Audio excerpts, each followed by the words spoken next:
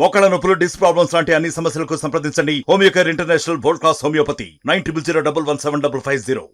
రెండవసారి నిజామాబాద్ పార్లమెంట్ అభ్యర్థిగా ధర్మపురి అరవింద్ గెలుపొందారు. భారీ సార్ చెప్పండి, నిజామాబాద్ పార్లమెంట్ అభ్యర్థిగా రెండోసారి గెలుపొందారు, ఎలా ఉంది? ఎట్లుంటది అంటే భారీ మెజార్టీతో గెలుపొందారు. మీరు ప్రజలు భారతీయ జనతా పార్టీకి పెద్ద ఎత్తున ఆశీర్వదించడం చాలా సంతోషంగా ఉంది. అందరికీ బూత్ స్థాయి నా కార్యకర్త సోదరులు, మండల అధ్యక్షులు, ఎమ్మెల్యేలు, ఎమ్మెల్యే అభ్యర్థులు, శక్తి కేంద్రాలు, వివిధ మోర్చాల నాయకులు, వీళ్ళందరూ కూడా అభ్యర్థి కంటే ఎక్కువ కష్టపడ్డారు. This is a team victory. Nizamabad parliament victory is a team victory. ఇక్కడ కాంగ్రెస్ అభ్యర్థి కూడా బలమైన అభ్యర్థి. కాంగ్రెస్ పార్టీలో ఉన్న అందరు అభ్యర్థులలో హైలీ రిగార్డెడ్ అభ్యర్థి కాబట్టి ఇక్కడ ముస్లింల సంఖ్య కూడా ఎక్కువ. ఉత్తర తెలంగాణలో మీకు అన్ని పోల్చుకున్నట్టయితే హైదరాబాద్ బయట, స్పిన్ సిటీస్ బయట అత్యధిక ముస్లిం ఓట్లు ఉన్న నియోజకవర్గం ఇది. ఇక్కడ ఇంత భారీ విజయం సాధించడమంటే అది ఒక టీం వర్క్ ద్వారానే సాధించినట్టు. మహిళా మూర్తులకి నేను పాదాభివందనాలు తెలియజేస్తా ఉన్నాను.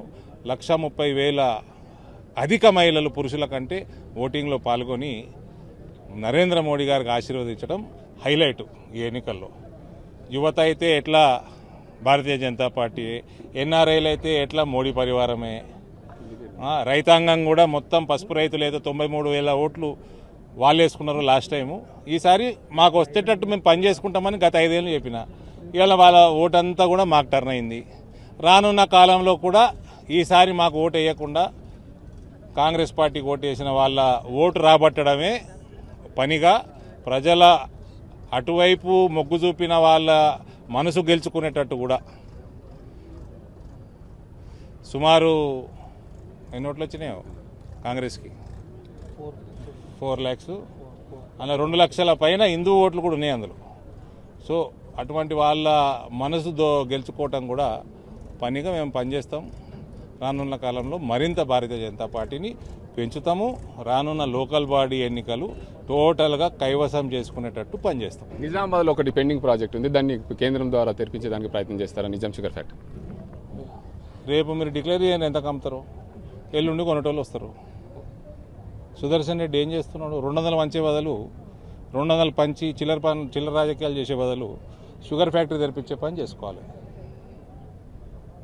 పెద్ద మనిషి ఇంత వయసులో 200 పంచుతారా అండి ఓటుకి? ఇదే రాజకీయం ఈ వయసులో? మేము యువకులము ఓడతాం, గెలిస్తే గెలుస్తామని పైసలు పంచేది లేదని కొరటాలు కొట్లాడినాం. నువ్వు ఈ వయసులో చేసే పనే ఇది? ఇదేనా నీ రాజకీయం? ఇదే నువ్వు నేర్పించేది వచ్చే తరాలకి? నీకే కారు మీద బుగ్గ కావాలి, నీకే కారు కింద సైరన్ కావాలి, నీకే పదవులు కావాలి. 200 మంచుడు ఏందండి? Is it not cheap politics? Considering his age? Disgusting MLA, Bodhan's MLA is.